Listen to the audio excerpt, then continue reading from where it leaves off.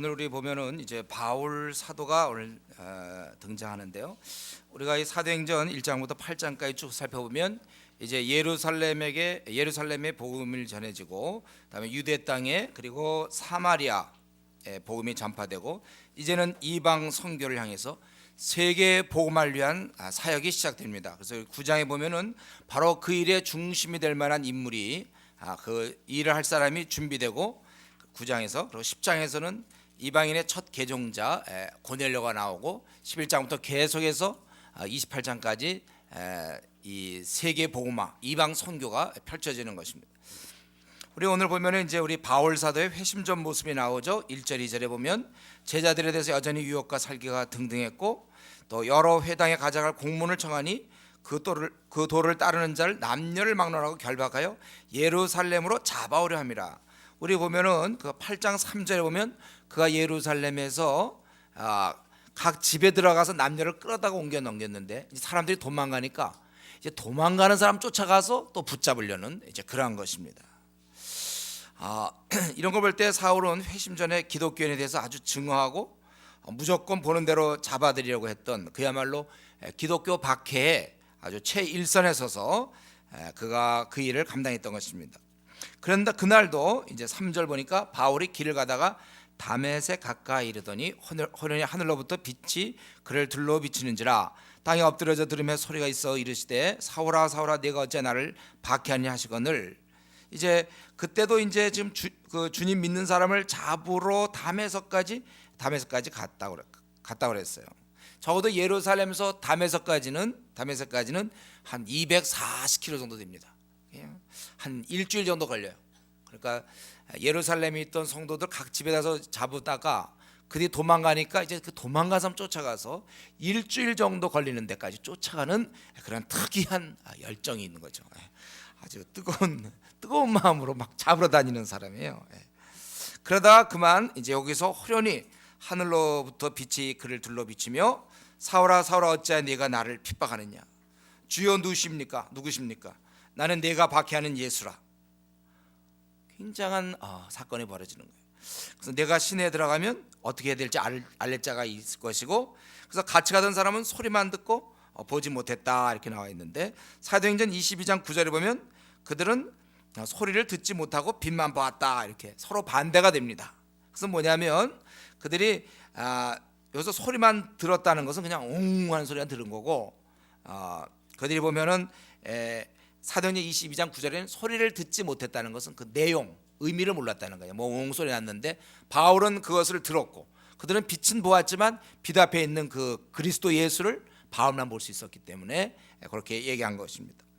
그래서 그는 이제 사울은 땅에 일어났지만 눈을 떴지만 아무것도 보지 못했어요. 사람의 손에 끌려서, 원래 사람을 끌고 가야 될 사람이 끌려서 다메섹으로 들어가서 사흘 동안 보지 못했다는 것입니다. 그리고 먹지도 마시지도 안 했다는 거예요. 뭐 그때 먹을 생각이 나겠습니까?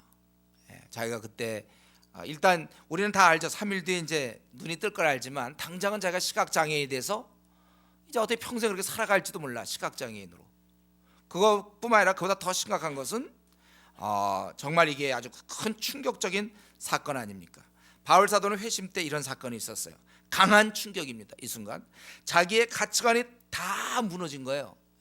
그동안 자기가 살아온 건 무엇입니까? 믿는 자 박해하고 철저한 바리새인으로 살았는데 예수를 박해하고, 자기는 그렇게 했는데 완전히 헛다리 짚은 거예요. 헛살은 것입니다. 허탄하고 이것은 분한 일이에요. 어떻게 그렇게 살 수가 있어, 사람이? 하나님을 자기가 하나님께 무지해서 대항하고, 결국 그 하나님의 독생자, 우리를 위해서 죽으신 바로 그분, 그동안까지 자기는 말도 안 된다고 하면서 열심을 다해 박해했는데 알고 보니까 그게 말이 되는 거고 그게 진짜였습니다. 예수님 믿는 자들이 진짜였고, 자기들은 그동안 껍데기를 붙잡고 싸웠던 거예요. 무가치하고 절대 그때 바울 사도가 지금까지 살아온 것이 전적으로 쓸데없는 삶이라는 걸 깨달았는데, 밥이 먹히겠습니까 이때? 비록 눈은 가렸지만 밥이나 많이 먹자. 먹겠습니까 여러분? 여러분 같으면 먹겠습니까? 30년 40년 나름대로 살아간 게 전적으로 쓸모없다는 걸 깨달았을 때는 밥이 먹힐까요? 안 먹는 거예요. 물도 마시지 않고 그가 너무나 엄청난 일을 당했어요. 물론 그 세상적으로 볼 때는 공부를 많이 했죠. 그 당시 가마리엘 문화 최고의 어떤 학벌일 수도 있어요. 거기서 공부했고 그는 재산도 많았을 겁니다. 왜냐하면 그 부모가 그 가정이 로마 시민권을 갖고 있었기 때문에 약간 유력한 집안이에요. 그의 지위도 있었고 벌써 이러한 일을 바리새인들에게 받아서 갈 정도로는 지도자였고 확실한 바리새파 중에 그는 리더였던 사람입니다. 세상적으로 인정받은 자예요. 아주 불타는 그러한 마음을 갖고 있던 사람이고 잘 나가는 자였지만 완전히 마귀에게 속고 살았던 것입니다. 완전히 그 어둠의 세계에서 지금도 이 세상 신이 믿지 아니하는 자들의 마음을 혼미케 하여 그리스도 영광의 복음의 광채가 비치지 못하게 합니다 그랬는데 바로 자신이 완전히 혼미케 된 채 그의 생을 지금까지 잘 살아왔다고, 의미 있다고, 밥도 잘 먹고 사람도 만나고 나름대로 의미 있다고 하면서 지내왔는데 그게 완전히 허무한 거예요. 완전히 잘못된 거였습니다. 철저하게 그는 실패한 생이었어요. 그러한 그것을 지금 이 사건을 통해 깨달은 것입니다. 그래서 그는 금식하면서 밥이고 뭐고 다 생각 없어요.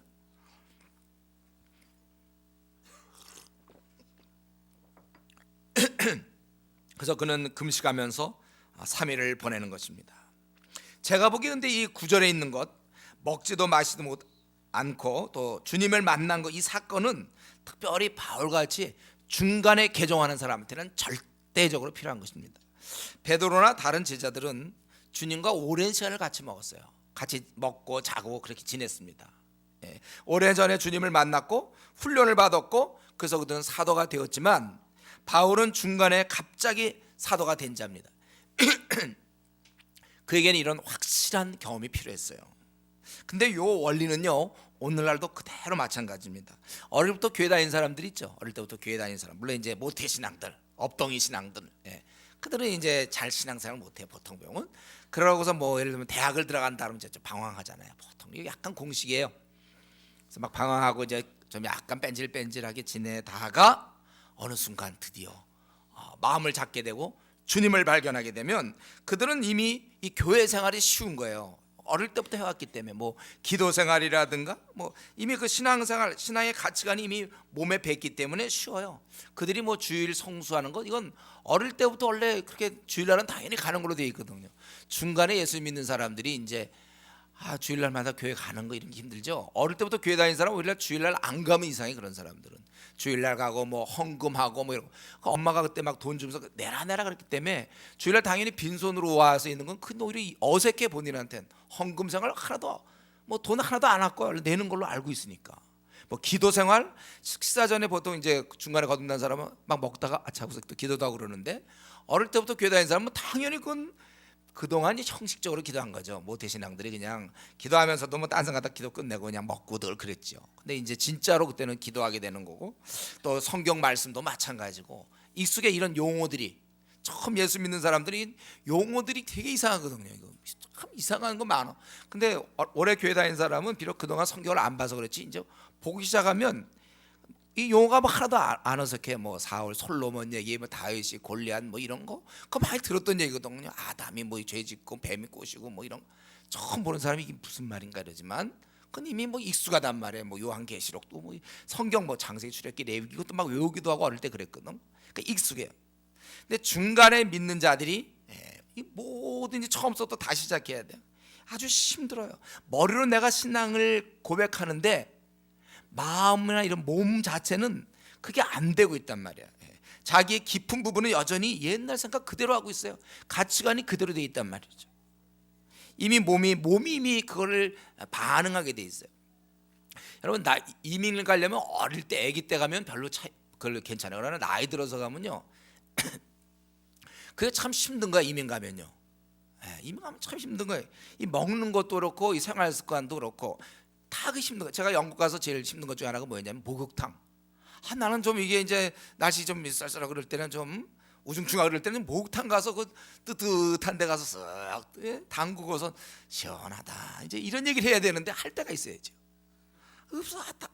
벌써 이 몸은 이미 그런 쪽으로 저는 돼 있는 거고 아무도 먹어도 된장찌개 같은 게 먹어야 되는 거예요. 제가 이번에 태국 가가지고 김치 한 번도 못 먹었거든. 가세요.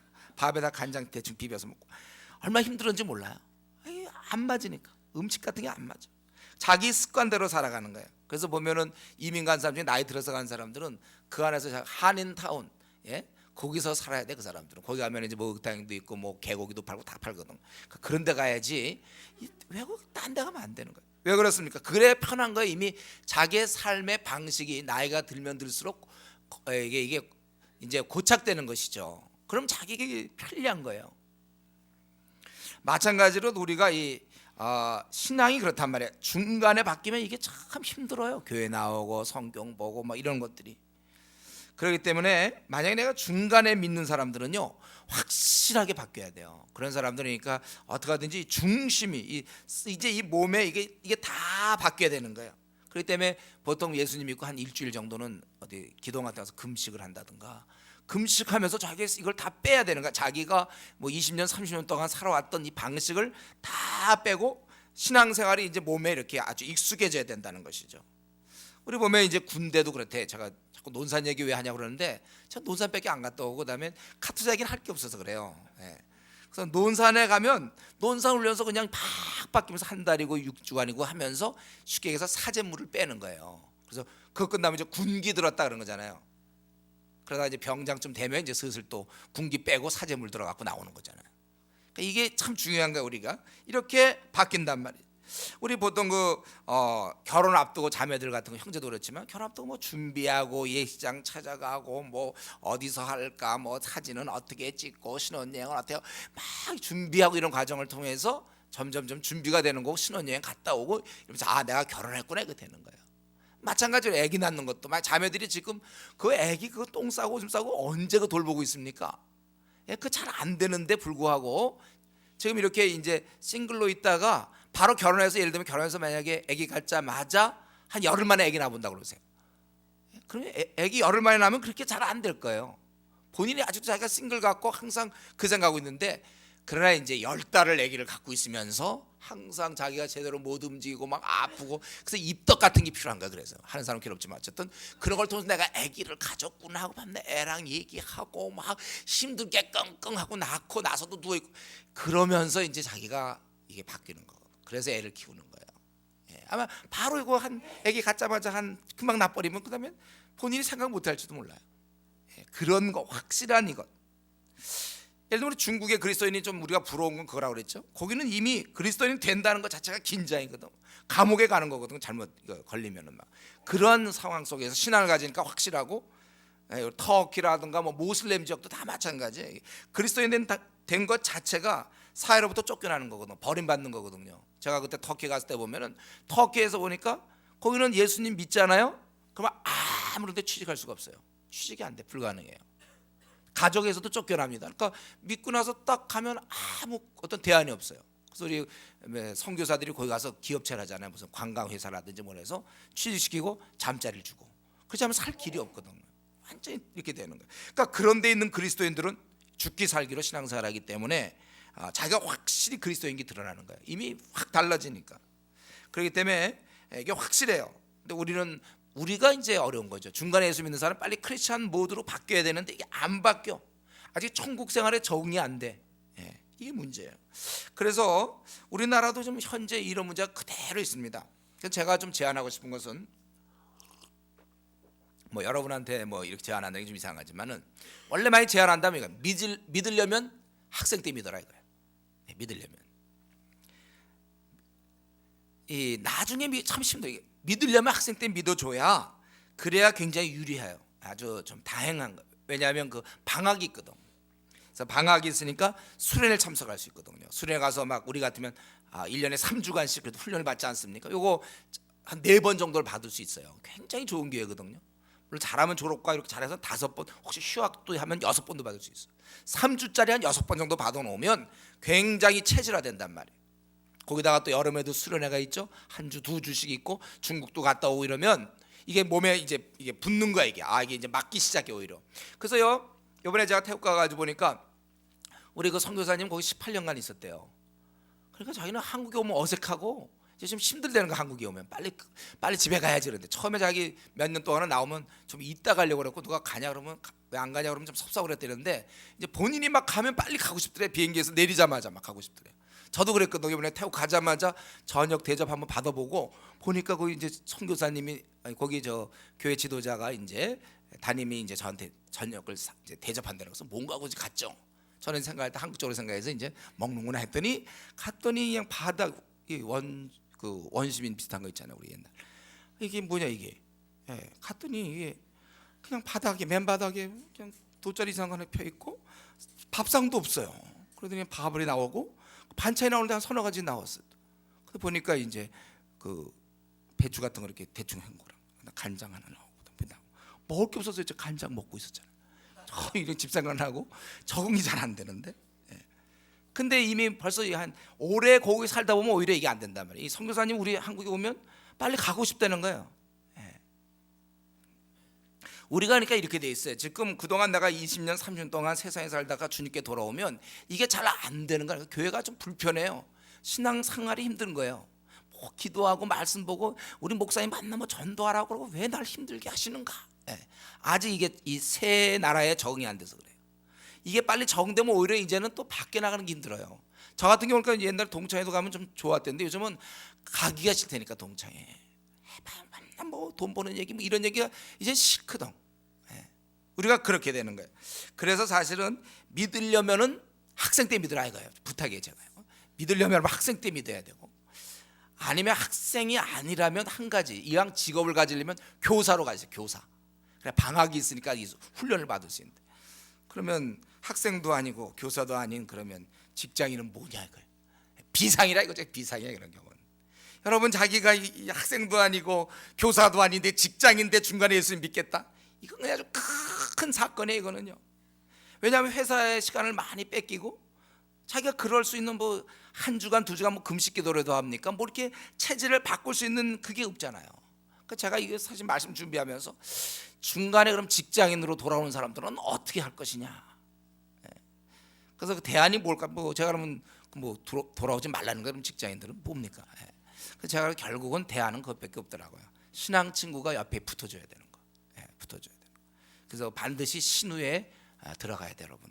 직장 신우에. 그리고 아까 BBB 같은 모임 같은데 꼭 들어가셔야 돼요, 여러분들. 있으면. 그리고 죽으라고 교회에 매달려야 됩니다. 남들은 벌써 20년, 30년씩 해서 이 터득한 걸 본인이 이제 터득하려니까 근데 죽기 살기로 여러분 아침 기도에 나와서 1시간씩 기도해야 될 것이고 지금 이미 교회 20년, 30년 다닌 사람은 오히려 1시간씩 기도하는데 20년, 30년 동안 허탕치다가 이제 주님께 돌아온 사람은 하루에 1시간 기도 안 하니 더 빨리 이걸 체득할 수 있는 기회를 놓치는 거예요. 그리고 우리가 수요 예배 아주 목숨 걸고 수요 예배 참석하고 금요 기도에 해서 자꾸 자기를 빨리 체질화 시켜야 돼요. 그리고 주일 예배 열심히 참석하고 또 중간중간에 무슨 수련회에 1박 2일짜리라도 어떻게 참여하고 그래서 빨리 세상과 다른 교회 하나님 나라의 이 체계에 빨리 내 몸을 적응시켜야 됩니다. 그러니까 그 아까 선교사님 얘기했지만 그 선교사님 태국이 너무 생활하기 편한 거예요. 다 아주 편하대. 아주 자기는 빨리 신앙세계에 들어와야 이제 남은 생 의미 있게 우리가 살 수 있는 것입니다. 의사들 보면요 인턴 때 제가 우리 저 아는 형제 볼까 인턴 때 막 잠을 막 3시간 4시간 밖에 막 못 자고 힘들다는 거예요. 그래야 되는 거예요. 인턴 레지던트 그냥 죽으라고 고생해야 그래야 이제 의사로서 거듭나는 거예요. 환자가 두렵지 않고 막 비몽사몽간에 막 환자도 보고 막 잠도 못 자고 막 처음에 이래야 되는 거거든요. 자기가 확실하게 그 의사로서 내가 이런 과정을 거쳐서 공수특전단 제가 늘 얘기하지만 훈련도 하나도 없이 공수특전단 앉아서 공수특전단 뛰어내릴 때 뭐 하고서 참 뛰면 힘들겠다 뭐라고 물에 추운데도 견뎌야 된다 뭐 이론만 다 배우고 공수특전단입니까?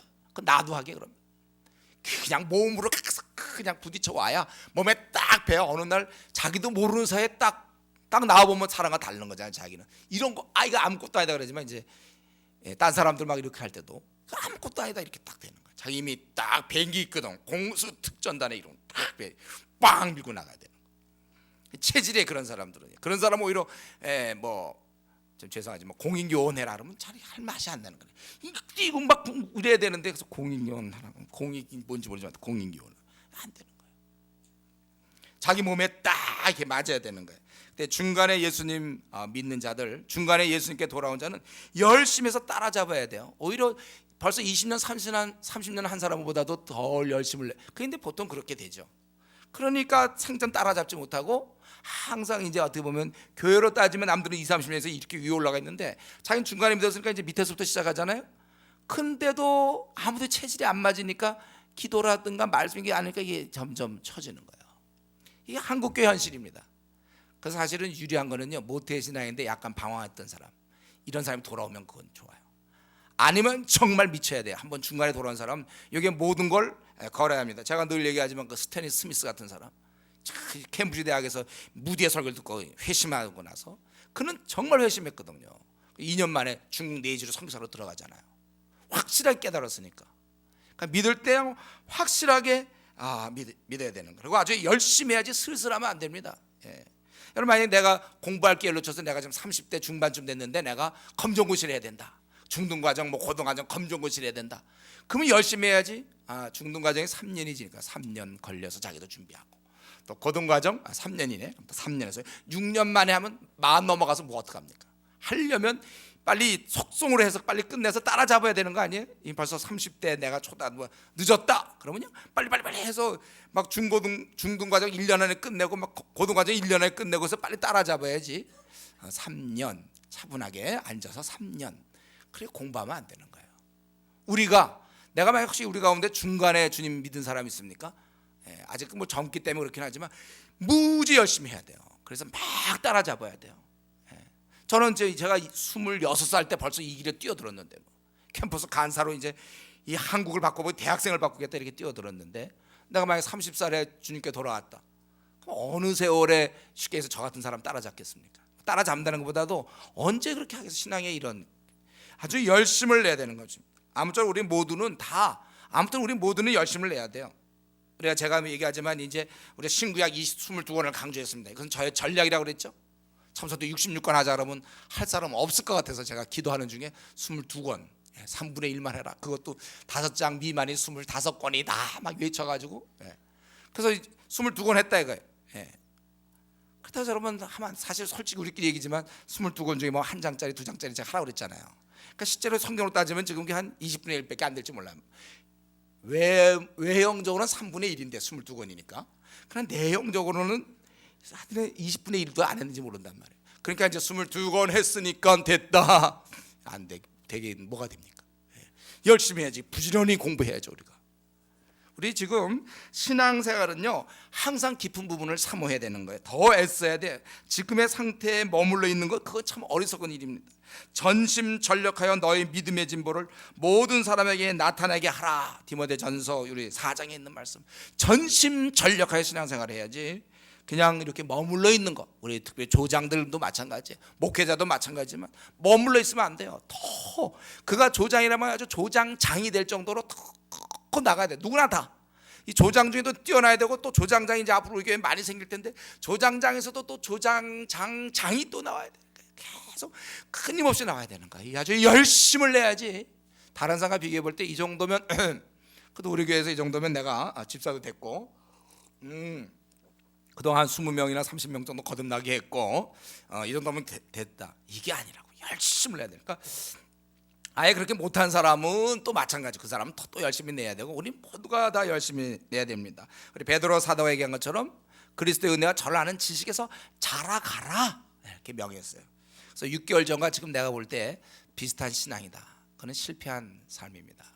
갈수록 좋아야 돼. 우리 신앙은요 계속 좋아져야 돼. 하나님을 알게 하시고 이렇게 얘기했잖아요. 계속 우리가 하나님을 알아가야 되는 것입니다. 그래서 여러분 지금보다 더 열심히 하세요. 지금 나름대로 뭐 하고 있지만 더 열심히 해야지. 멈춘 것 같은 느낌이 들면 안 돼요. 주위 사람 볼 때, 나를 볼 때 저 사람 좀 한때 열심히 되더니 요즘 좀 머물러 것 같아. 이제는 뭐 완전히 고참 말년병장이구나. 신앙에 말년병장 없습니다. 계속 올라가야 돼요. 제대 없어. 신앙에는 계속 지금 여러분 말년병장 같은 태도 취하면 안 돼요. 슬슬 그저 예배도 슬슬, 모임도 슬슬, 뭐 조장을 하면 조장도 그냥 슬슬, 그냥 슬슬 이렇게. 그거 안 돼요. 죽기 살기로 하셔야 돼요. 이게 주님께 하는 거 아닙니까? 우리가 한 번밖에 없는 삶인데 그렇게 보낼 수 없어요. 세월은 가고 있는데. 그런데 우리 여기서 이러한 사도가 그래서 이러한 걸 경험한다는 건 참 좋은 거고, 중간에 그러니까 그는 사실은 사흘 동안 보지도 못하고 먹지도 마시도 안 했고 그 이후에 곧 이어서 그런 3년간 아라비아 광야로 가서 거기서 더 깊은 부분 들어갑니다. 그렇게 깊은 훈련 뒤에 그는 이제 큰 인물이 되는 거예요. 이게 중요한 것입니다. 우리 여기서 또 한 가지 좀 생각해 볼 수 있는 거는 우리 성도가 핍박당할 때 예수님은 자신이 당한다고 그 5절에 내가 박해하는 예수라, 핍박하는 예수라, 우리 귀한 교인이 있음을 깨달아야 됩니다. 뭡니까? 예수님과 우리가 연결되어 있다는 거예요. 이 교회는 주의 몸입니다, 여러분. 하늘에 머리가 있고 땅에는 몸이 있는 거예요. 그래서 이 교회는 주의 모습을 이 땅에서 드러내야 하는 것입니다. 우리 부족한 사람들이 모였지만 그래도 어떻게 하든지 주님의 모습을 드러내야 돼. 우리 함께 에베소에 있는 것처럼 우리가 함께 지어져 가는 겁니다. 교회를 교회답게 우리가 함께 만들어 가야 되는 거예요. 우리는 지금 주의 몸으로 연결되어 있다는 거예요. 그렇기 때문에 우리는 서로 돌봐야 됩니다. 여러분, 우리는 우리가 주의 몸이라는 걸 알고 그 사람이 누구냐면 눈이며 코며 입이며 내 몸의 지체라는 거. 주의 몸의 지체이기 때문에 다른 사람을 우리가 귀하게 여기고 돌봐야 됩니다. 헐뜯으면 안 되는 거. 헐뜯으면 누구에 대해서 수근수근 거린다는 것은 그건 단지 미성숙한 것을 의미하지 않고 미성숙한 것을 뛰어넘어 그건 하나님 앞에 죄 짓는 거예요. 왜 어떤 사람에 대해서 그렇게 말이 많습니까? 남을 비방하기 좋아하고 원래 우리가 사람을 잘 사랑하지 못하는 그 죄성을 갖고 있어요. 그 죄성의 발현이란 말이에요. 그러니까 예수님 믿고 나서도 성품이 잘 훈련이 안 된 사람은 물론 과정 중이지만 자꾸 성도에 대해서 이러쿵 저러쿵 저 교인이 어쩌고 저쩌고 그런단 말이에요. 남에 대해서 자꾸 평가자 역할을 스스로 맡은 사람들이 있어요. 우리 그렇게 하면 안 됩니다. 저와 여러분은 그런 성향이 다 있어요. 사람에 대해서 자꾸 이렇게 비판하기 좋아하고 조금 뭐 있으면 얘기하기 좋아하고 이거 참 나쁜 거라는 거예요. 우리는 이런 면에서 조심해야 돼요. 저는 우리 교회에 있다 보면요, 한번 뭐가 있으면 2, 3일은 다 제 귀에 들어와요. 뭐 어떤 시스템인지 모르겠지만 슉슉슉 탁 들어와요. 거기 동계가 있고 뭐 중국 모임이 있고 전도팀이 있고 뭐 조별 모임이 있고 막 그러니까 뭐 하나만 있었다면 2, 3일 안에 다 들어온다니까요. 별의별 얘기 다 들어와. 제 귀에 다 들어와요. 여러분 귀에도 다 가지고 우리는 완전히 게임을 하고 있어요. 막 알려주는 게임 끝내줘. 이런 식으로 많이 복음을 전한다면 진짜 세상이 바뀔 겁니다. 그 말은 뭐예요? 그만큼 우리가 자꾸 평가자 역할을 한다니까. 왜 사람에 대해서 그러니까 아예 모이면 사람 얘기 좀 하지 마세요. 우리는 사상을 얘기하라고 했죠. 제가 이 시대를 어떻게 바꿀 것인가. 사상을 얘기하는 게 고급이지 사람 얘기하는 게 가장 저급이에요. 그 사람이 어쩌고 저 사람은 어쩌고. 그거 왜 얘기합니까? 그러니까 눈이 우리 이미 생긴 모습 그대로 눈이 조그맣다, 뭐 코가 뭐 납작하다. 그 주의 몸 갖고 자꾸 얘기하지 말라고요. 아니면 자기가 만들어 주려면 그렇게 하든지. 눈이 넌 조그맣게 내가 크게 해주겠다. 그렇게 하려면 하세요. 괜히 앉아서 그 사람이 어쩌고 저 사람 어쩌고 2, 3일 안에 싹 들어온다니까요. 하여튼 여러분 입에서 딴 사람 모르겠지만 여러분 입에서는 교인에 대해서 얘기하지 않도록 조심하세요. 왜 자꾸 수근수근 잡니까? 왜냐하면 내가 잘못하면 그 사람 뭐예요? 그 우리 주의 몸이잖아요. 내가 그 사람 하는 건 누구예요? 그 사람을 바로 주님을 욕하는 거예요. 우리가 주님에 대해서 수근수근 하는 거예요. 우리가 고쳐야 돼요. 한 몸이라는 생각을 해요. 또 우리는 동시에 그를 비판만 이렇게 안 하는 것만 참을 게 아니라 돌봐줘야 된다는 걸 우리가 생각해야 됩니다. 우리가 주의 몸임을 기억해서 두루두루 우리가 관심을 갖고 돌봐야 되는 거예요. 우리가. 그럼 이 말은 뭡니까? 우리가 이런 성향은 누구나 있지만요, 이거 정말 고쳐야 되는 거예요. 끼리끼리 어울리는 거. 이건 좋은 것이 아닙니다. 그건 누구나 다 범인이 할 수 있는 게 끼리끼리 모이는 거고, 성령 충만한 사람은 그렇게 살지 않아요. 성령 충만하지 않고 기도 생활 없는 사람은 끼리끼리 이렇게 모이는 거예요. 그건 저도 그렇고 여러분 누구나 다 그런 성향이 있어요. 아무튼 나한테 잘 대해주고 얘기 잘 통하는 사람과 시간 보내게 돼 있잖아요. 나에 대해서 호의가 없고 막 별로 좋은 감정 없는 사람과 막 대화하고 싶습니까, 여러분? 나 갖다 같이 별로 잘 받아주지 않는 사람, 나를 좀 비판하는 사람한테 가서 막 대화를 한없이 하기를 원하나요? 보통 보면 자기를 좀 잘 받아주는 사람, 호감이 있는 사람, 그런 사람과 자꾸 얘기하게 된단 말이에요. 그건 일반 세상 사람도 그래요. 굳이 그렇게 끼리끼리 모이려면 성령 충만할 필요 없어요. 성령 충만하지 않은 사람도 얼마든지 끼리끼리 모여요. 세상은 그렇게 모입니다. 회사에서 보세요. 끼리끼리 모이는 거. 그러나 우리는 그걸 뛰어넘어야 된다는 거예요. 물론 이게 이렇게 되기가 쉽지 않아요. 끼리끼리 모이지 않고 골고루 돌본다는 건 저도 큰 숙제고 여러분도 숙제입니다. 이건 쉬운 일은 아니에요. 그러나 우리는 지속적 의지적으로 노력하고 최소한도 끼리끼리 모이는 건 잘못됐다는 생각을 하면서 모이더라도 이렇게 모이는 건 아니다. 내가 이렇게 모일 때 다른 사람은 왕따 당하는 거거든요. 우리가 누구를 그렇게 할 권리가 있습니까? 그 사람 확실히 우리 같은, 그래 허물이 많아요, 말에 실수가 있고 부족한 사람이에요. 그럼 왕따 시켜도 됩니까? 그게 성경의 원리입니까? 그걸 세워줘야 되잖아요. 그 부족한 점을 얘기를 해줘야지. 그냥 딱 붙어가지고 말이죠, 끼리끼리 모이고 밤낮 자기들끼리 전화하고, 이것은 고쳐야 되는 겁니다. 우리가 자기 한번 지금 이 시간에 자기를 들여다보세요. 자기를 솔직하게 한번 자기 들어보세요. 자기는 골고루 모든 사람과 대화하려고 애당초 애를 쓰는데 그게 잘 안 돼서 몇 사람과 얘기하는 건지, 아니면 애당초 그런 마음이 없는지. 나로 인하여 다른 사람이 왕따 당하는 거 몰라요? 내가 누구랑 끼리끼리 보낼 땐 다른 사람은 그만큼 시간을 덜 갖게 된다는 거거든요. 우리가 골고루 얘기하고 우리 가족이니까 친절하게 모든 사람과 친하게 대하는 것이 마땅한 겁니다. 그래서 우리 교회 내에 무슨 왕따 소리가 들린다든가, 누구끼리 너무 친하다. 여러분도 그런 거 좀 눈치챘는지 모르겠어요. 누구끼리 좀 친하다. 교회 내에서도 누구랑 좀 친하고 저 사람은 좀 약간 따고, 물론 본인 잘못도 있겠지만은, 그러나 우리 그렇게 살아서는 안 돼요. 그거는 다시 한번 얘기하지만 성령 충만하지 않아도 할 수 있는 일은 우리 하지 마세요. 기도해서 우리는 그 사람 정말 대화도 안 되고 그 사람 답답하고 나에게 호감이 없더라도, 호감을 갖지 않는 사람이라도 나는 얘기하자. 그게 쉽지 않을까? 그래서 기도하면 성령 충만할 때 가능한 거 아닙니까? 우리가 지금 솔직하게 정직하게 내가 지금 교회 생활하는 이런 모습 앞으로 이렇게 계속 살기를 원합니까? 그게 주님이 원하시는 삶이라고 확신합니까? 그럼 그렇게 사세요. 그러나 주께서 그것을 기뻐하지 않는다면 오늘 이 시간부터는 고치시고 모든 사람과 우리가 더불어 함께 지낼 생각을 해야 돼요. 왜냐하면 그는 바로 주님의 몸이기 때문에, 내가 내 몸 중에 자기가 운동할 때 있잖아요, 헬스 같은 거 할 때 골고루 해야지. 예를 들면 오른발만 연습시키고 왼발은 가만히 접어갖고 있으면 어떻게 됩니까? 오른발만 계속 연습합니까? 내 몸이면 제대로 되겠어요? 골고루 다 돌봐줘야 되고 운동시켜줘야 되는 것처럼 서로가 서로에게 책임이 있는 것입니다. 서로 돌봐줘야 돼요.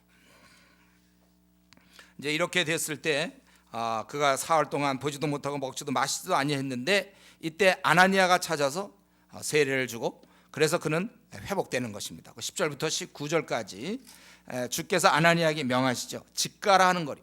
우리 주님은 그 이름도 다 직가라는 거리가 그때 있었네요. 거기에 유다 집에 5사람 사울이 있었어요. 그를 찾아라. 그는 기도 중입니다. 그가 아나니아라는 사람이 자기에게 안수해 다시 보게 할 것을 보았다. 그렇게 12절에. 그랬더니 아나니아가 주께 얘기하기를, 그 여러 사람이 얘기하기를 그가 예루살렘에 온 것도 성도들의 해를 끼치려는데 내가 오히려 내가 그냥 사자입에 내가 들어갑니까? 그거죠. 좀 잡으러 왔는데 내가 갑니까? 여기서 믿는 자를 핍박하고자 왔다고 합니다. 14절에. 그때 주께서 아나니아에게 얘기하기를, 그게 아니라 그는 내 이름을 이방인과 임금들과 이스라엘 자손에게 전하기 위해 택한 나의 그릇이다. 내 이름을 위해 고난받을 것을 내가 보일 것이다. 이렇게 얘기했어요. 그래서 이제 아나니아가 그 말을 듣고 바로 주님의 그릇이라는 얘기를 듣고 사울에게 가서 이제 안수하여 말하되 형제 사울아, 이렇게 얘기하는 거예요. 예수께서 나를 보내어 너로 다시 보게 하시고 성령으로 충만하게 하신다. 근데 즉시 사울이 비늘 같은 것이 벗겨져 가지고 다시 보게 되고 세례를 받고 음식을 먹고 강건하여졌더라. 드디어 이제 이 바울의 탄생이죠. 세례받고 강건해진 이제 바울이 나타나요. 역사상에. 드디어 하나님 나라에 그가 비로소 진짜 들어온 거예요. 그런데 이렇게 됐을 경우 이왕 보여주고 막 정오 햇빛같이 막 보여주고 말씀도 드려준 예수님이 그냥 다 처리하지 귀찮게 또 아나니아를 통해서 이럽니까? 그냥 해버리지 그냥. 다 비늘도 알아서 벗기시고 주님께서 다 하시지 뭘 또 아나니아를 통해서 또 아나니아한테 설득시켜서 왜 이러십니까? 주님. 얼마든지 주께서 친히 말씀할 수 있지만 주님은 무엇을 생각하냐면 사울이 그동안 끼쳤던 이 그리스도인 공동체에 대한 이 핍박들, 그 박해들, 이제 그들을 용서하는 그 공동체 그가 지상에서는 이제 하늘에 주님 계시지만 땅에는 주의 몸이 있어요. 지상에 교회 공동체가 있단 말이죠. 그걸 받아주는 거예요. 공동체에서 받아들여짐으로 정상적인 생활을 할 수 있도록 바울이 핍박하던 바로 그 성도들이 오히려 용서해주는 그 용서받은 그 체험을 주님으로부터뿐만 아니라 성도들한테도 받을 수 있도록 그렇게 하는 것입니다. 그래서 바울 사도는 드디어 땅에 주님의 몸에 편입된 거예요. 그는 지상 천국의 멤버로 이제 그 멤버십이 생긴 거예요. 세례를 받고 이제 함께 들어온 것입니다. 이거 볼 때 얼마나 이 하나님 나라 백성이 되는 이 축복, 그 공동체에 편입되는 거 얼마나 귀한 것입니까? 그런데 우리 중간에 예수 믿는 사람들은 막 스스로 교회를 안 나오고 말이죠. 그냥 예배 빠지고 뭐 주일 성수도 안 하고 모임 같은 것은 빠져버리고 스스로 자기가 공동체를 멀리하는 사람이 있어요. 이것은 지상에 하나님이 허락하신 천국을 스스로 포기하는 거나 마찬가지인 것입니다. 우리가 그렇게 살면 안 되죠. 우리가 이러한 이 공동체에 받아들여짐이 얼마나 축복입니까? 스스로 자꾸 예배 빠지고 스스로 모임 빠지고 그건 지혜로운 일이 아니에요. 어쨌든 우리는 이걸 통해서 오늘 이 말씀 통해서 이게 주님께서는 다 하시는 거구나. 아나니아에게는 또 환산 중에 말씀하시고 또 사울에게도 아나니아가 와서 회복함을 보이시고 또 사울을 피하려는 아나니아를 설득하시고 또 아나니아에게 회복시킬 수 있는 능력도 주시고 사울을 보게 하시고 결국 강건케 하신 것도 하나님이 주님이 다 하신 거 아닙니까? 여러분 이거 쭉 우리 읽다 보면 이게 쭉 보면 결국은 주님이 다 하시는 역사잖아요. 주님이 원래 이런 분이세요. 다 조종하시고 이끄는 분이라는 것이죠. 그분은 우리의 이름을 알고 사는 동네를 알아요. 집가를 아는 것처럼 우리가 지금 사는 동네 있잖아요. 봉천동, 뭐 신림동 다 안단 말이에요. 우리 각자의 삶을 다 알고 계세요. 여러분의 이름을 아십니다. 이름 세자, 혹시 두자 있는 사람? 두자 다 알아요. 이름도 다 아시고 친구 관계 다 아시고 전 결혼했는지 뭐 미혼인지 조사 안 해도 다 아셔. 우리 주님은 다 아십니다. 우리의 직장, 우리의 직위, 또 월급은 어떻게 받고 또 내가 돈이 없는 거 뭐 다 아세요. 또 나에겐 뭐 결혼을 해야 될 문제점이 있다든가 나에겐 이런 어려움이 있다든가 또 집안의 문제, 앞날 모든 거 다 아십니다. 그러니까 이런 걸 모든 걸 다 안다 이런 말 하기도 정말 힘들어. 설명하기도 힘들어요. 우리 성경에 뭐라 나와 있습니까? 너희는 머리털도 다 세신 바 됐다. 그럼 더 이상 뭘 얘기합니까? 이 머리털, 자기 머리털 몇 개인지 아는 사람 있습니까? 어제 쉬었습니까? 어제? 오늘 되면 또 달라대니까 머리 감고 왔으면 또 막 빠져. 어떻게 다 알아요, 여러분? 머리털도 세신 바 되었다는 얘기는 땡 끝났다는 거야. 다 안다, 다 알아. 키도 그러면 키가 얼마인지 알겠죠? 앉고 일어서만 알고 이 시간에 여러분 혹시 조는 사람 안 되니까요. 조는 거. 쟤는 밤낮 예배 시간마다 졸아. 박 목사가 하는 얘기가 아니라 주님이 쟤는 밤낮 존다. 뭐 쟤는 그렇게 성의가 없냐 이거 주님 입장에서는. 지금 예배 드리는 게 지금 박 목사님의 지금 말씀에 경청합니까 여러분? 주의 말씀을 경청하는 거 아니에요? 다 알아요 우리 주님은. 어제 무슨 일을 했고 뭐 다 모든 것 다 알아요. 또 그렇기 때문에 우리가 주님 섬기는 것도 알고 있는 거야. 내가 혹시 다른 조장에 비해서 난 너무 열심을 내. 다른 사람도 대충 빠지는데 막 자기 거 다 신경 쓰는데 나만 혼자 죽도록 열심히. 그 뭐 주내 교회에 충성하는 겁니까? 주님께 충성하는 거죠. 여러분 우리가 내가 주님께 죽도록 충성하는 게 그게 무슨 불만입니까? 우리 뺀질뺀질한 게 불만이죠. 우리 하나님이 우리의 모든 신앙 다 알고 있습니다. 그래서 누가 뭐라고 하기 전에 자기가 알아서 사람의 눈가림을 하는 게 아니라 내가 지금 하고 있는 게 주님을 섬긴다는 생각을 하셔야 돼요. 주님께 내가 충성하는 거지 누구한테 하는 거 아니에요. 다른 사람이 몰라줘도 돼요. 나는 죽으라고 충성할 수 있어요. 내 재물을 써도 수 있고 내 관심과 에너지를 기꺼이 어린 자를 쓸 수 있어야 돼요. 주님이 아시는 거예요. 내가 어린 자 돌보는 게 진짜 그냥 어린 자를 돌보는 겁니까? 주님의 아들 딸을 돌보는 거 아니에요. 우리 항상 그 생각해야 됩니다. 우리가 이런 면에서 내가 또 앞날 걱정하지 마세요. 뭐 결혼 문제가 어떻게 되고 뭐 주여 결혼이 주님 다 하시니까 우리가 기도하라 그랬어요. 아무것도 염려하지 말고 너희 구할 것을 감사로 하나님께 아뢰라고 그랬어요. 자신에게 다 나름대로 한두 가지씩은 어려움이 있습니다. 기도하세요. 기도. 다 하시는 그분께서 들어주세요. 우리의 주님은 이렇게 모든 걸 아시는 그분께서는 또 우리의 생을 가만 놔둘 리가 없습니다. 그분은 우리에게 계획이 있으세요. 그게 우리 15절에 나온 거잖아요. 그 바울은 나의 택한 그릇이라 이렇게. 주님께서는 그냥 돌아오게만 하는 분이 아닙니다. 우리를 회심만 시키는 분이 아니라 돌아온 자에게는 그 기특하고 귀여운 자, 그 하나님의 자녀 그 자에게는 사명을 주신다는 거예요. 이방인을 위한 택한 나의 그릇이라고 그랬습니다. 만약 그냥 우리가 회심만 했다면 어쩌면 이 바울 같은 경우는 지난날의 과거 때문에 고통하고 번민을 했을지 몰라요. 사람을 많이 죽이는 일에 그 일을 했기 때문에. 아니면 우리가 구원받았다면 구원만 받았을 뿐이지 이 땅에서는 그냥 구원만 받은 걸로 끝나는 거예요. 그러나 이 사명을 깨닫는 순간부터 삶이 시작된다고 그랬어요. 제가 우리 카운트가 이제 그때 되는 거예요. 내 사명을 깨닫고 발을 한 발 딱 디디는 순간부터 이제 자기의 삶은 한 살, 두 살 시작되는 겁니다. 저는 26살 때 제 사명을 그때 깨닫고 지금까지 이렇게 살아왔는데, 자기의 사명을 깨닫기 전에는 이건 참 삶 자체가, 제가 벌써 여러 번 설교했죠.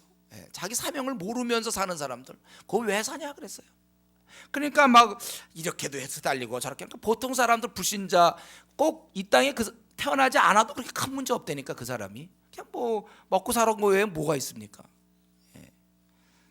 우리가 하나님 나라에 들어올 때는요 다 보직이 있어요. 보직 없이 하나님 나라 백성을 안 받습니다. 군인들도 딱 군대 가면 다 나름대로 보직이 있는 거예요. 육해 공군에서 또 보직이 다 있는 거예요. 여러분, 회사에 우리가 직원으로 채용됐으면 가서 다음에 직원으로 채용돼서 뭐 그냥 빈둥빈둥 한 30년 놀다가 나올 걸로 생각합니까? 분명히 그 일자리가 있는가. 들어가면 무슨 일자리가 있어요. 하나님 나라에 들어왔습니까? 일자리가 있어요. 내가 받은 사명이 무엇인지 이걸 알고 살아야지. 이거 모르면 그저 남들이 하는 것처럼 그러면 어디 뭐 취직이나 해볼까, 아니면 또 유학이나 가볼까, 또 이민도 한번 생각해봤다가 뭐 집장만 하고 뭐 그냥 파묻혀 지내는 거야, 옛날처럼. 아직도 혹시 우리 중에 잠깐 둘이 얘기하지만 아직도 혹시 사명을 아직도 깨닫지 못한 자들이 있습니까? 저는 이렇게 제시하고 싶어요. 올 여름까지만 여러분 정말 열심히 노력해서 제발 좀 사명 좀 깨달으세요. 그래야 남은 생을 살 거 아닙니까? 사명을 모르는 채 살면 그냥 직장인이에요. 그냥 보통 사람처럼 하고 주말에 놀고 빨간 날 놀고 또 월급 좀 받고 직장에서 뭐 시키면 일하고 그냥 아침에 콰이트하면 잠깐 하고 기도 생활하고 밥 먹기 전에 기도하고. 그거 하려고 예수 믿습니까? 저 같으면 안 믿죠. 저는 그렇게는 살고 싶지 않아요. 우리가 하나님 믿을 때 각자에게 주신 사명이 있는데 더 기다리기엔 생이 너무 짧아요. 우리가 한 올 여름까지 저는 좀 제한하고 싶은데, 우리 중에 아직 사명 모르는 분 있죠? 제발 다수가 아니길 바라는데, 사명 아직 못 깨달은 분 좀 올 안에 노력하세요. 올 한 여름까지. 제가 원래 처음엔 올해까지라고 생각했어요. 제가 그다음 너무 그러면 또 6개월이 너무 아까워. 올 여름까지예요. 그래서 이럴 때 제가 시간 남으면 저 토요일 같은 데 시간 남으면 하루 종일 좀 하나님과 좀 씨름 좀 하세요. 하나님, 내가 왜 태어나게 했습니까? 내가 이거 하다 죽으면 됩니까 정말? 그래서 확실히 붙잡을 때까지 이거 붙잡아야 돼요. 어떤 사람 자기 방언 못한다고 그 되게 안타까워하는 사람이 있는데 그건 나중 문제예요. 방언이 이런 거. 진짜 중요한 건 내가 왜 태어났는지. 이들 있다 여러분 그냥 직장인, 안 믿는 직장인과 다를 바가 하나도 없이 살다 죽는 거예요. 그렇게 하기에는 우리 생이 한 번밖에 없어요. 두 번만 돼도 한 번 살아보고 다음번 한번 하겠는데, 여러분 지금 한 번짜리 갖고 지금 지내는 거예요. 요거 한 번짜리를 보내고 있기 때문에 나 왜 이 땅에 태어났는지 주님께 물어보세요. 주님이 가르쳐 주신단 말이죠. 깨달아야 돼요, 여러분들. 우리 생이 너무너무 짧다는 사실. 그러나 우리는 여기서 바울이 사용되는 걸 볼 때 굉장한 위로를 받는 거죠. 이렇게 못된 자, 주를 핍박한 자도 사용된다면 하물며 우리랴. 스스로 자학하지 마세요. 지금까지 못 살았습니까? 지금까지 내 나이가 지금 60인데 뭐 70인데 뭐 50인데 지금까지 내 생은 잘못 살았다. 이제부터라도 여러분 제대로 살면 되는 거예요. 열심을 내세요. 시간을 좀 내서 여러분들 정말 이거 내가 사용될 꿈을 꿔야 돼요. 한번 내가 지금은 우리 교회에서 별로 사람들이 나보고 좀 신앙이 없다고 그러는지 모르겠어요. 난 좀 내가 스스로 봐도 교회에서는 뭐 나는 뭐 하는 역할도 없고 그냥 예배는 왔다 갔다 하고 나는 뭐 별거 아닌지 몰라. 그러나 어쩌면 지금 자신이 한 시대를 움직일 큰 인물일지도 모른다니까요. 다만 지금 잠자고 있어서 그렇지. 빨리 깨라니까. 왜냐하면 기다리는 수많은 사람을 위해서. 자기는 애당초 한 시대를 움직일 위대한 인물이라고 애당초 생각하지 않습니까? 사회적으로 뭐 돈이 없습니까? 지위가 없어서 그래요? 관계없어요. 주님이 정말 우리 무디 같은 거 세계적인 정말 미국의 부흥을 일으켰고 영국의 막 부흥을 일으켰던 무디는 뭐한 사람이었습니까? 구두 수성공이었어요. 구두 수성공. 학교는 초등학교 제대로 못 나왔죠. 그래서 그가 설교할 때 보면 문법에 맞는 게 별로 없다고 그래요. 그래도 하나님이 쓰시는 거예요. 문제는 이제 주님께 누가 가느냐 이거죠. 여러분, 우리가 한번 이제 멋지게 살아요. 보통 우리 나이 35세부터 이제 내려가기 시작한다 그랬죠. 70으로 잡았을 때 이미 벌써 내려가기 시작한 사람들이 있는데 언제까지 우리가 이걸 기다려야 됩니까? 여러분들 꼭 이제부터라도 말이죠. 주말에 뭐 놀 생각하지 말고 주말 같은 때 좀 이거 얻을 때까지는 놀 생각하지 마세요. 어디 좀 기도나 아니면 교회 와서 하루 종일 여기서 성경 보고 하나님 주님 날 왜 부르셨습니까? 그럼 내 보직을 알려주셔야지. 날 뽑아놓고 회사에서 날 뽑아놓고 그냥 빈둥빈둥 놀게 하면 그건 뭐예요? 나 이거 뭡니까 나 이게 진짜 신앙생활하는 거 맞습니까? 나 이렇게 할 바엔 집어치우겠습니다. 막 이런 아주 죽기 살기로 매달리세요. 그럴 때 응답이 있는 거예요. 그럴 때 하나님은 응답해 주는 거예요. 하나님은 음성 들어야 돼요. 내가 너를 이렇게 쓰겠다. 그 음성 들어야지만 우리가 남은 생을 살죠. 그거 못 들으면 우리 뭐 어떻게 살라는 거예요? 우리가 사명 없이 방향 없이 우리가 한 번 사는 거 아주 귀하게 내 생이건 다른 사람이 더 이상 살 수도 없어요. 벌써 35세 지난 사람들이 있습니까? 내려가기 시작이라니까. 인생 70이라고 그랬으니까 내려가. 그렇기 때문에 30대 초반이라고 아직 뭐 나는 믿을 거 없어요. 이제 슬슬 내려갈 준비하세요. 43세 노안이 왔다 그랬죠. 43세 금방 오는 거예요. 한번 우리가 사는 거 잘 정말 한번 믿었다면 한번 진짜 음성까지 들어야지. 그냥 난 믿어서 됐다가 아니에요. 그분의 음성을 듣고 내 남은 생은 어떻게 살지를 확실하게 여러분 결정해야 되는 것입니다. 그리고 이제 사울은 이제 회심을 하고 그 다음에 우리가 과연 회심한 다음에 사울은 어떻게 살았을까 궁금한데 우리 19절부터 시작해서 25절 오늘 마지막 절까지 회심 이후에 어땠습니까? 사울이 다메섹에 있는 제자들과 함께 며칠 있었어요. 즉시로 각 회당에서 예수가 하나님의 아들이심을 전파하니 듣는 자들이 다 놀라우는 거예요. 이 이름을 부르는 자를 받게 하던 자가 아닌가? 여기 온 것도 잡으려고 왔는데 어째서 저렇게 하느냐? 그렇지만 사울은 소용없어요. 그냥 힘을 더 얻어서 증언함으로 다메섹의 유대인들이 아주 당혹스러워하는 것입니다. 사울이 회심한 이후에 즉각적으로 한 일은 예수님을 하나님 아들이라고 전파한 것입니다.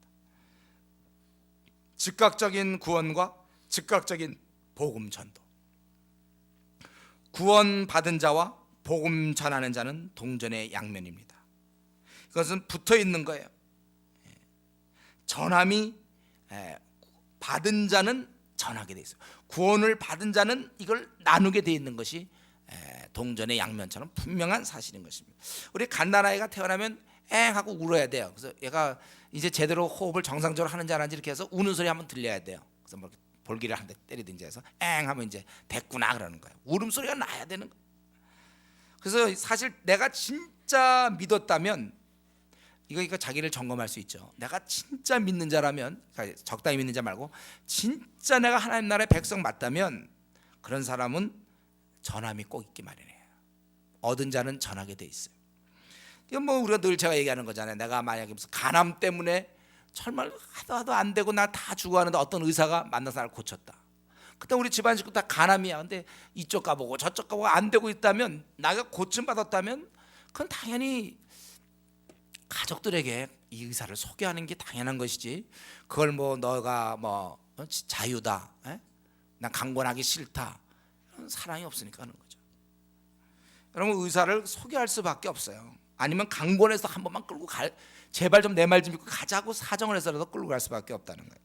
내가 구원받은 게 정말인지 아닌지는요, 저는 그거 보면 알아요. 가족들에게 복음을 소개하는가, 예수님 믿으라고. 왜? 자기가 지금 영원히 타는 불 못해서 구원받았잖아요. 이게 믿는 자는 확실하죠? 그렇다면 어떻게 영원히 타는 불못에 떨어질 엄마, 아빠, 동생, 언니를 가만 놔둘 수 있습니까? 저는 아무리 미워해도 그렇게 할 수 없다고 생각해. 분명히 영원한 타는 불못에 떨어질 사람인데 가만히 있는 이유가 뭡니까? 그래서 자기가 아주 구사일생으로 구출함으로 얻은 자는 이제 영원히 떨어질 운명에 처한 가족들에게 그를 구원하려고 애쓰는 게 마땅한 것입니다. 이 시간 한번 자기를 돌아보세요. 나는 정말 내가 예수님 믿고 나서 우리 부모님께, 가족들에게 복음을 전하려고 얼마나 애를 썼는가. 꼭 그분이 믿는다 안 믿는다를 떠나서 내 편에서 내가 그렇게 애를 썼는가. 그렇다면 제가 보기에 분명히 그거는 제대로 거듭난 거고, 그렇지 않은 경우는 전 잘 모르겠어요. 정말 좀 이해가 안 돼. 그런 경우는 어떻게 설명해야 될지 모르겠어요. 분명히 그 사람 자기는 구원받았다 그러는데 집안 식구한테는 전도하지 않는 사람, 주위 사람들 뭐 친구고 뭐고 전도 절대 안 하는 사람. 이 말은 자꾸 우리가 주님이 주신 명령이기 때문에 순종하라, 그 차원을 벗어나서 이건 저절로 자연스럽게 자기 가족이 구원이 그 구원을 좀 막 하려고 애를 쓰게 되는 것입니다. 이건 누가 설명하기 전에, 저는 한테 요거 설교할 때가 제일 힘들어요. 이런 건 너무 당연한 얘기를 마치 여러분은 아닌 것처럼 제가 설교를 해야 된다는 사실이 참 힘들어요.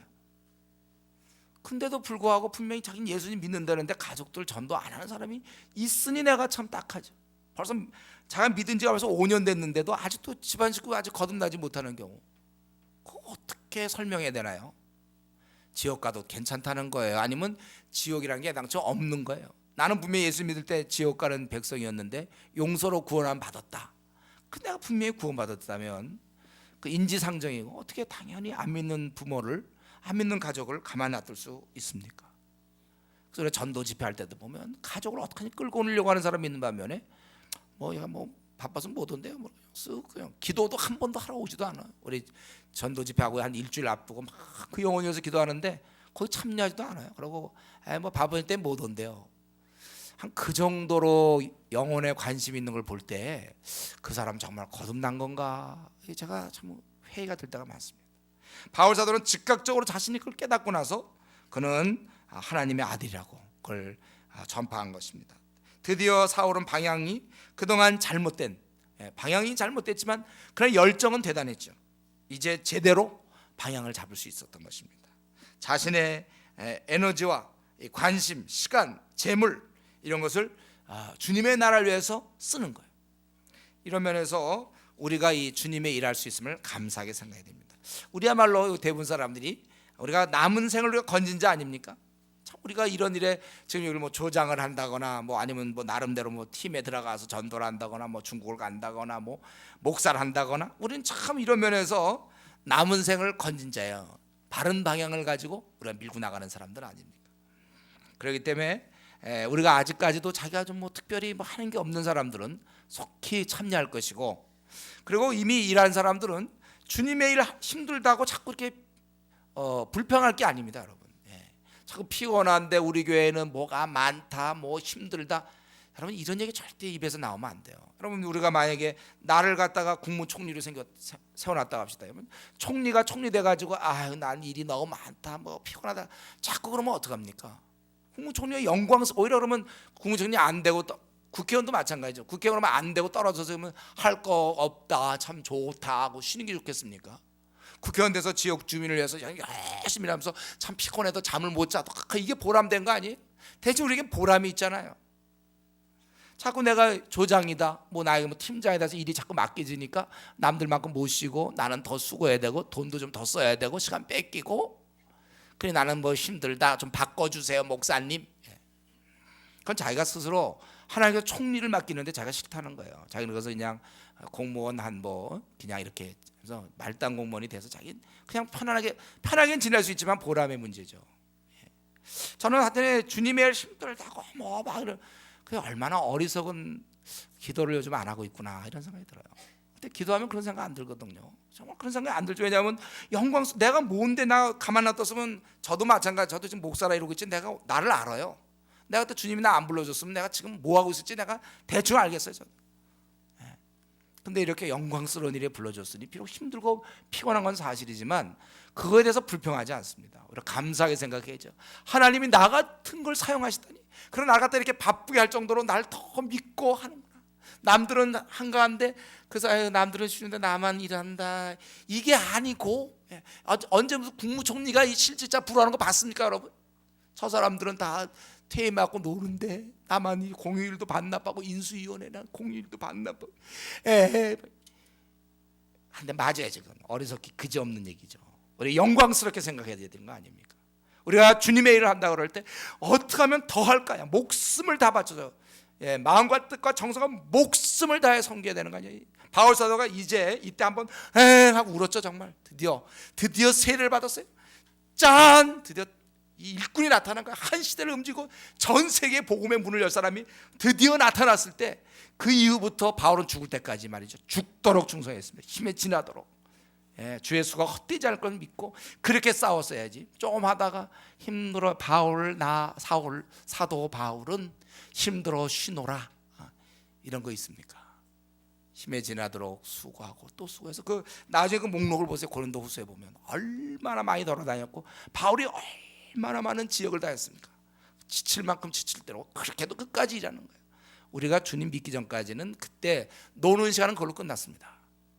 그때 놀았어야 돼요. 이제 주님께 돌아온 이후로는 할 일이 얼마나 많습니까? 우리 이 말세 태어난 걸 여러분 기뻐하십니까? 우리나라에 이렇게 400만 명의 알코올 중독자 있고 300만의 노름 중독자 있고 말이죠.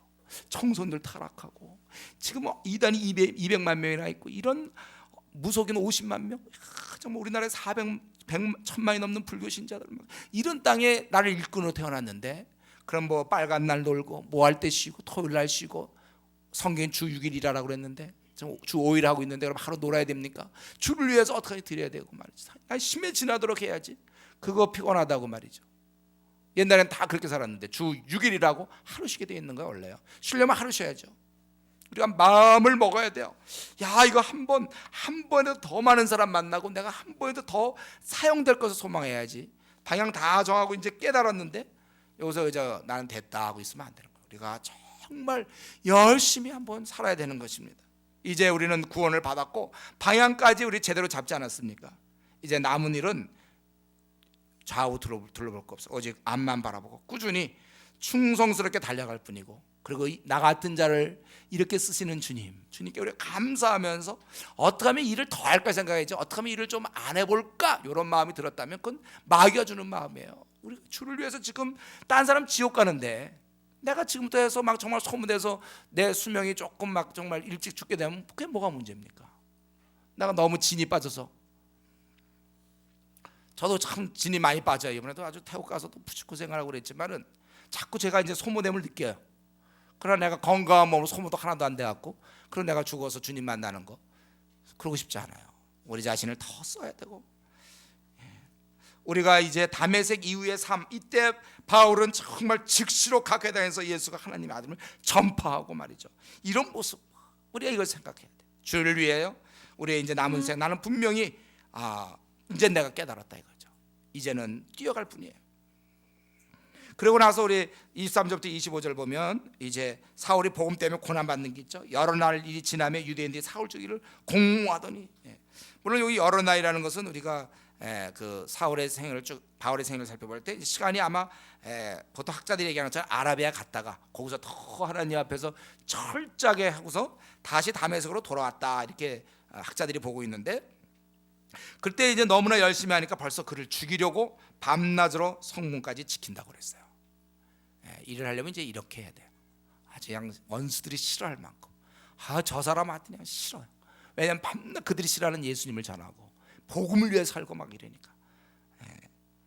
그래서 그들이 밤낮 죽이려고 성문을 지킬 때 그의 제자들이, 그러니까 이때 벌써 제자들이 생긴 거죠.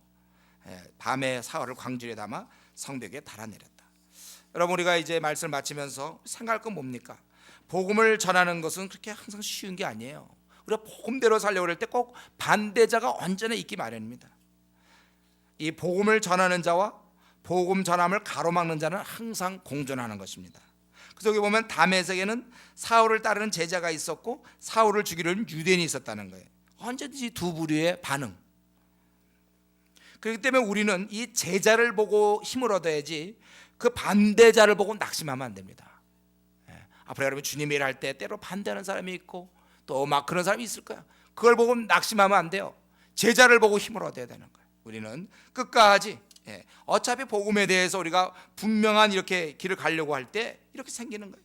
사울은 그러니까 이렇게 분명하게, 그 당시 많은 성도들이 있었겠지만 분명히 죽여야 되겠다, 도저히 너무 열심히 하니까. 지금 만약에 마귀가 말이죠 나타나서 한 명 꼭 죽여야 되겠다, 너무들 열심히 하니까, 그러면 그 사람이 누굽니까? 자기일 것 같아. 우리 교회에서 만약에 만약에 마귀가 이 사람만 좀 빠지면 교회가 좀 조용할 것 같으니까 너무 열심히 이 교회 나가니까 한 3명만 뽑아야 되겠다. 3명 뽑아서 이 사람들 제거해야 되겠다라면 여러분 그때 내가 들어갈 수 있어야 돼요. 나는 안심해야 되겠다. 저 조장하고 조 조장은 죽을 것 같고 나는 빠져나가. 그렇게 신앙생활 하지 마세요. 만약에 진짜 마귀가 나타나서 진짜 3명만 뺏으면 내가 될 것 같다 할 때 그 3명 중에 내가 들어갈 수 있어야 돼. 저도 마찬가지. 만약에 마귀가 이 주은혜 교회 전진하려고 그럴 때 만약 이 중에 3명만 빼면 이 교회 무너질 것 같다 할 때 저는 꼭 제가 들어갔으면 좋겠어요. 여러분도 그렇게 마찬가지예요. 내가 이 교회에 없음으로 인하여 이 교회가 무너질 것 같은가. 확실하게 여러분 주를 위해 섬기려면 그렇게 섬기는 거예요. 우리가 이 주은혜 교회 한 시대와 싸우기를 원하고 우리 이 나라를 4천만을 또 아시아의 뭐 태국이니 저 뭐 네팔이니 베트남이 수많은 나라 생각하면서 우리가 중국을 겨냥하고 있지 않습니까? 중국을 한번 바꿔보려고. 그래서 그들이 한족들이 그 주변에 있는 나라 바꿀 거 생각하면서 그리고 모슬렘에 가서 지금 중국은 100만 선교사를 생각하고 있는데 이 나라를 한번 그냥 우리가 충동질해서 100만 선교사가 나타나서 무슬렘을 덮을 수 있도록 수많은 순교의 피가 흘려질 거야. 앞으로 백투 예루살렘 운동이 벌어질 건데 이런 걸 생각할 때 내가 이 교회에서 내가 만약에 빠지면 교회가 힘이 없겠는가 생각하셔야 돼요. 여러분 우리가 그렇게 살아야 됩니다. 이쪽에서 가물까 이 바울을 제거하면 될 것 같아. 이 사람들이 보니까 그래서 죽여야 되겠다. 우리가 주님을 위해 살려오면 이렇게 한번 목숨을 내놓고 내가 우리 주은혜에게서 내가 빠지면 교회가 무너질 것 같을 정도로 그렇게 충성스럽게 여러분 일하셔야 합니다. 저도 마찬가지고 여러분도 마찬가지고. 내가 빠져봐도 뭐 주은혜에게는 잘 달릴 것 같아. 그건 우리 하나님의 은혜를 진실로 깨달은 자의 모습이 아닙니다. 어쨌든 이제 말씀 맺혀야 되겠는데 바울은 이렇게 시작된 시작이에요. 이렇게 시작된 삶입니다. 바울은 숱한 박해와 어려움에 시달리면서 그는 복음을 전한 것입니다. 여러분 우리가 다시 한번 우리의 각오를 좀 새롭게 했으면 좋겠어요. 우리가 쉽게 신앙생활 하겠다는 그런 안이한 마음으로 내가 그냥 직장생활 쭉 하는데 그중에 그냥 뭐 주일날은 좀 와서 이렇게 쉬고 뭐 그런 안이한 마음으로 우리가 신앙을 가지면 안 됩니다. 항상 우리 내부의 게으름과 불성실과 쉬고 싶은 마음이 항상 내 안에 세상의 욕심들이 내 안에 자리 잡고 있고 또 밖에는 이런 오해와 비난과 주위 사람의 이런 어려움들이 나에게 늘 있음을 염두에 둔 채 보험과 함께 고난을 받는 것입니다. 힘든 길에 들어선 여러분들 우리는 오직 이 보험과 함께 고난받는 길에는 말씀을 부여잡고 기도로 탄원하면서 내부의 적과 외부의 어려움을 우리가 이겨내야 되는 것입니다. 그래야 그럴 때 주님을 만나 뵐 때 여러분 그런 자들은 수치를 당하지 않아요. 지금 웃는 자들은 그때 수치도 없고 지금 편하고 좋게 지내는 사람들 편안하게 우리 유럽처럼 저 서구처럼 편안하게 저 교회나 왔다 갔다 하고 편안하게 하는 사람들 주님 만날 때 뭐라고 얘기할 겁니까? 이거 현실이에요. 이거요. 주님 만날 때 우리가 뭐라고 얘기할 것입니까? 지금 눈물을 흘려야 돼요. 주님 때문에. 지금 주님 때문에 박해도 받고 주님 때문에 고난을 받고 남이 알지 못하는 속상함과 비난과 오해를 지금 받는 사람들 주의 이름을 위하여 핍박받는 자 그런 자가 복이 있는 거예요. 이런 면에서 정말 나는 주님 뵙기 전까지 나는 얼마나 많은 눈물을 흘리며 얼마나 나는 그 고난의 길을 가고 있는지 우리가 다시 한번 우리 자신을 들여다보면서 바울 사도가 드디어 여기서 정말 딱 변화돼서 그는 죽을 때까지 흔들림 없이 죽을 때까지 흔들림 없이 주께 충성하며 심에 지나도록 이랬는데 나는 도대체 무엇이 나를 가로막고 있습니까? 우리 다시 한번 우리 자신을 들여다보며 남은 생 이제 지금까지 어떻게 지내는지 모르지만 이 시간 이후로 결심하여 한번 새 마음을 가지고 내가 남은 생 한번 충성하다가 이왕 이렇게 한번 2판 4판인데 있잖아요. 한번 살고 주를 위해서 확실하게 살고 확실한 그리스도는 내가 살아야 되겠다. 주님 나를 도와주십시오. 내가 남은 생은 한번 그렇게 뭐 있어도 되고 없어도 될 인물이 내가 되지는 않겠습니다. 주은혜에게 그냥 뭐 나 안 나온다고 해서 뭐 문제들 하나도 없고 말이죠. 정말 내가 이렇게 힘없게 내가 살기 원치 않습니다. 정말 내가 열심을 다하여 한국 교회를 보고 세계를 보면서 준비하는 그런 일꾼이 되게 목숨 다하여 충성 다하는 그러한 아들 딸이 되게 해달라고 우리 시간 한번간 통성으로 기도하겠습니다. 같이 기도합시다.